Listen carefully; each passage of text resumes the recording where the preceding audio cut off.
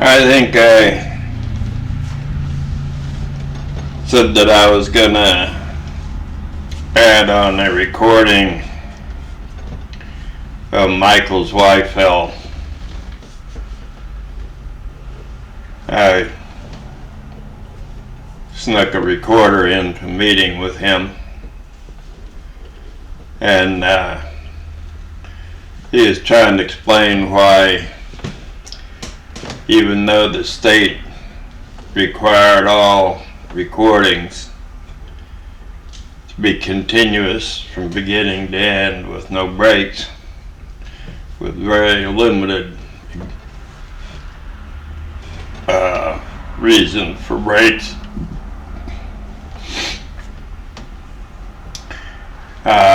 needless to say, it just proves that he was involved in the cover-up. And some people are saying that he's saying that because I was having an affair with his wife.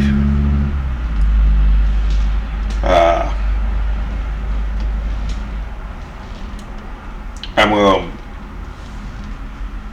play as part of the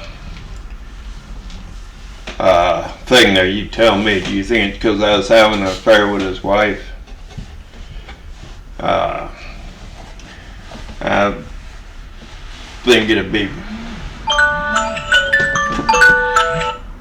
pretty obvious, if he was doing it because of his wife, but I don't know.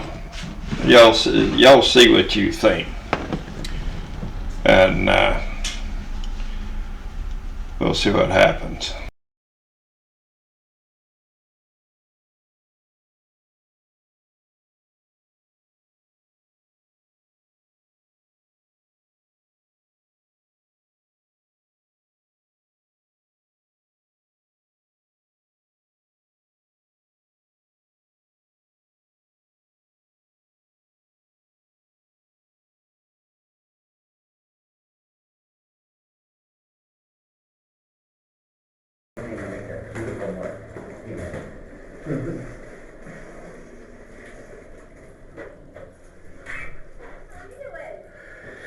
Yes, I am supposed to speak with Mr. Zweifel. Yes, he's expecting you, so I'm going to come around and get you guys in here so we can get you in just for a private room so you guys have some quiet, okay? Okay, thank you.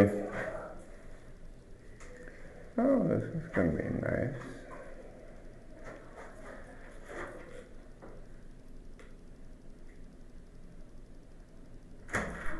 Come on in.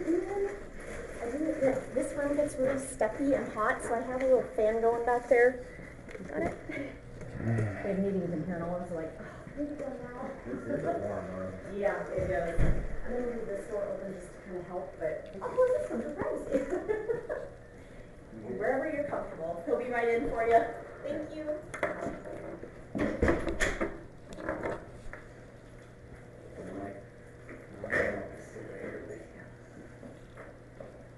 Mm-hmm.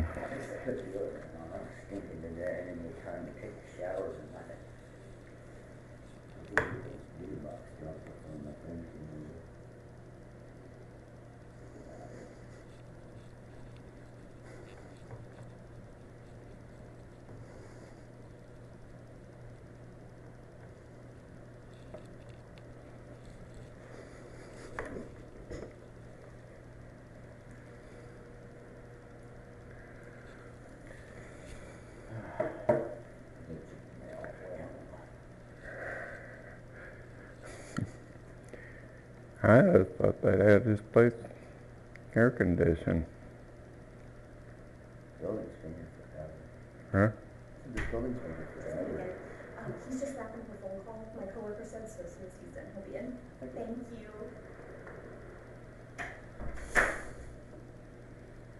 you. I don't have to go to work. Better give Flair a ride home. She said she's going to work today, but no rush.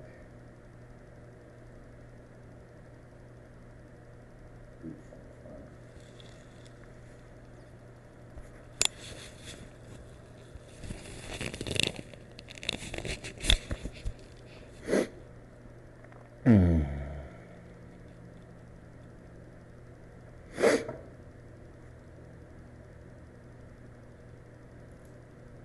still have an old square TV with not a lot of budget increases in there.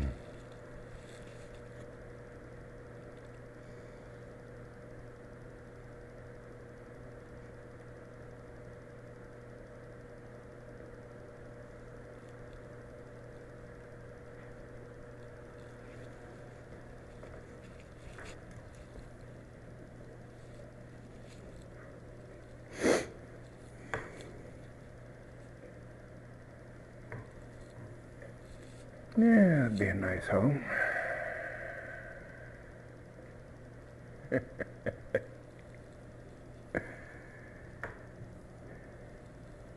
Nice and roomy. Usually gotta go through the pictures off the beginning here.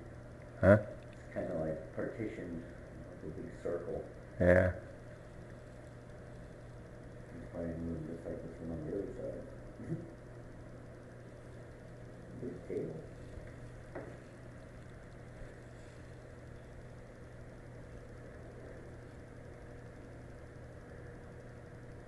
I'm driving me nuts if they're all uneven though.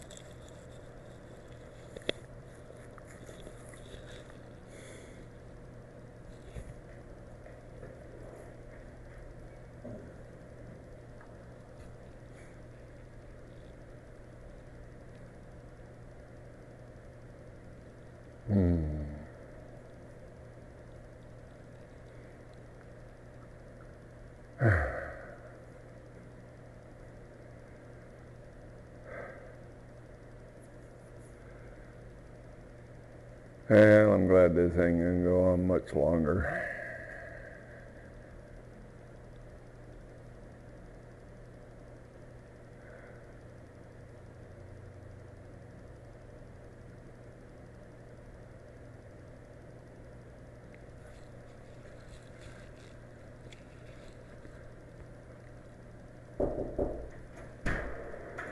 Hello. How are you? All right. Good. Yes, I just had So a. you're Robert Bodell, right? Yes. I think we've met. I'm Mike Zweifel. Nice to meet you. Hi. And you? I'm Eric Haddock. I'm just here giving them a ride. Eric? Yeah. Okay. Nice to meet you, Eric. Nice to meet you. So, what brings you in today? And I guess what can I do for you? I just had a couple of questions and stuff here. Okay. You want to show me something? That's a recording. Oh, okay. Can you turn it up? Source tried to get the audio recordings of my arrest. He had tried to get. And who's this a recording of? This is just some questions. When Mike Mason, an investigative reporter from Alaska News Source, tried to get the audio recordings of my arrest, he had no problems getting them from the Alaska State Troopers. But he tried to get them from the Public Defender's office. They did not want to talk to him until he got the Attorney General's office involved. My first public defender was fired the day after I supplied his office with my complaint to the Alaska Bar about his refusal to get the unedited files of my arrest. He immediately released a couple hundred pages of withheld documents and the edited audio files of my arrest. I have a recording of my second public defender in her office stating that she refused to get the unedited audio files of my arrest to defend me with. I was refused another public defender. I was never given a charging document resulting in my inability to get another lawyer even though I had 3 people on the internet who were willing to cover all my legal fees. Do you think there is anything out of the ordinary here, or is this standard operating procedures during prosecutions? Okay, so your question to me is regarding your defense attorney's actions? Is that what I'm understanding? Well, it's that I was never given a recording. I was only giving edited recordings. Okay. The public... From your public defender? From anybody. Okay. I came here. Your office refused them. They said they had been released. Mike Mason... This is while your case was open, correct? I don't know anything. Okay. My lawyer wouldn't talk to me. Sure. In fact, when I confronted her about why I was not given the audio files, she says, because your previous attorney had given them to you. But he had also given me a bunch of documents, which she gave to me. Okay. But that doesn't explain why she refused to give me the audio files. Your defense attorney? Right. Okay. I was never issued a charging document. I had several people on the internet who were willing to pay all my legal fees. Okay. But they needed a charging document. So the court should have given you a charging document at your arraignment. Okay. Okay, and then Wildwood should supply that with you. But regardless, so I was never able to defend myself. okay. I have the recording of my lawyer saying that she's not going to get the files and that she's only going to defend me with the files that they have. Audio recording. Okay. I think you've seen them on the website. I don't go to it, but sure. Well, you've got the links for it. You can see them.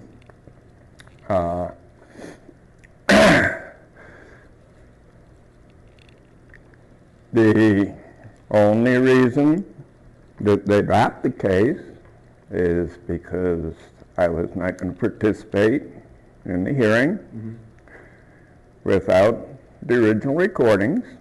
And when you came to arrest me, I was going to make you kill me, as opposed to being beaten to death in prison. Sure. So, is this what you're willing to go to get a conviction? So that case has been dropped against you. So I guess The only reason was because you were going to have to kill me. No, that's not the reason it was dropped.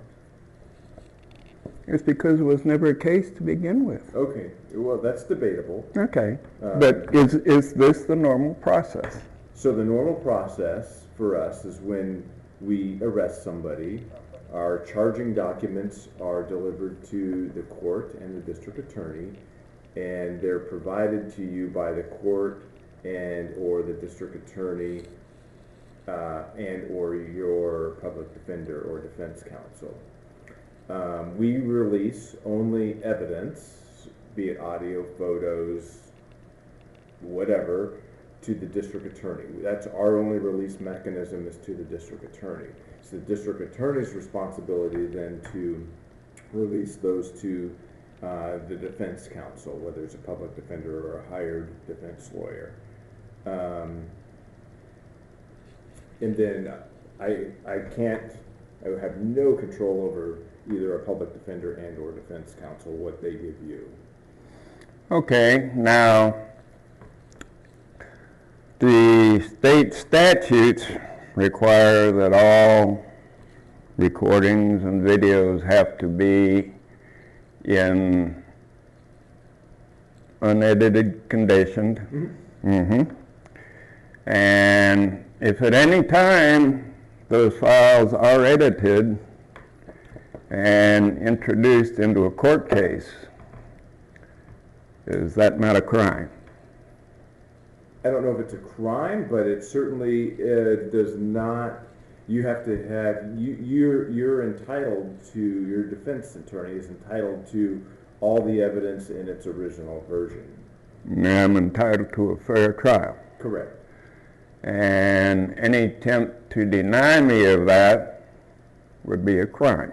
Is that correct? Not necessarily it would, I don't know if it's I can't answer you whether it's in statute that, I'm sure buried somewhere you have your due process, but it's nothing, those aren't the types of, I guess we don't do, those are all handled within the court system. I guess that's the best way to put that. So, because we don't deal with every violation of the law. I mean, there's some violations of the well, law that are. the fact that I was going to go and be beaten to death in a cage by rapists and murderers because I wasn't getting a fair trial, is there anything legal about that? That would all be handled through the court system. The court system handles that type of an issue. And wouldn't that be something worth investigating? And that's where I get at. There's hundreds of state statutes out there. Not all of them are we responsible to investigate. So when you, during the course of an investigation, if you run across another crime, do you investigate that? Yes. Such as you stop to investigate a car, you saw that I wasn't doing anything, so they decided to try to make a case on the bottle, which is the same thing.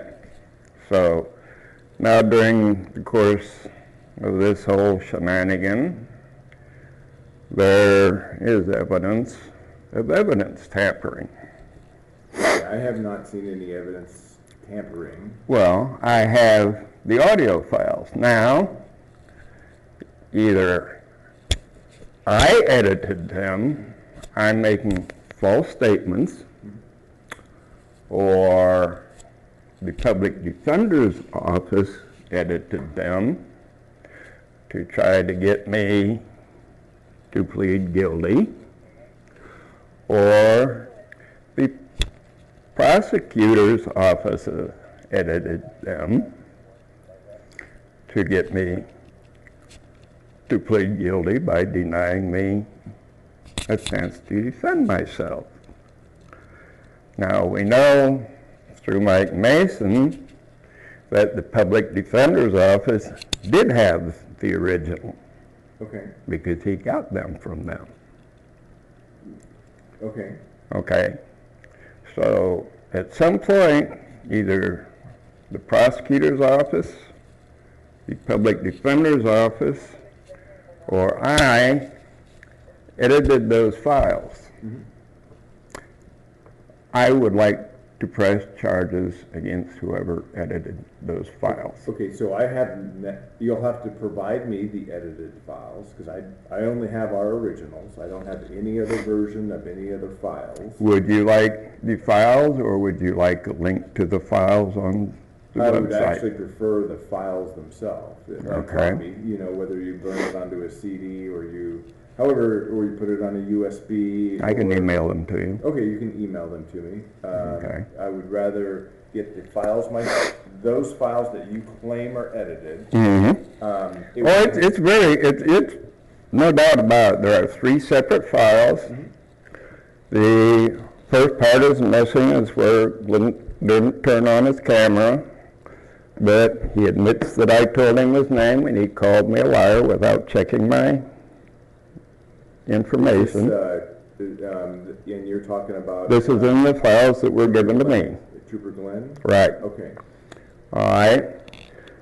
Then it goes on. It goes after he talks to him on the phone, determines that I was not driving. He then goes on and he picks a fact that I had a bottle.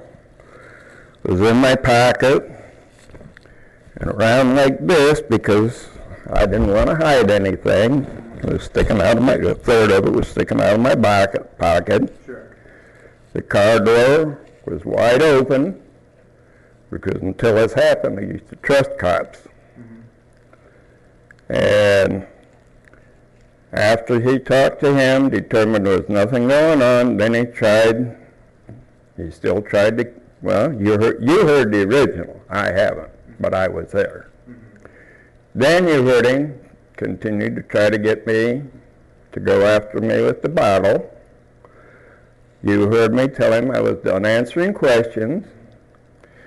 You heard him go in and continue to try to get me to answer questions and get me excited.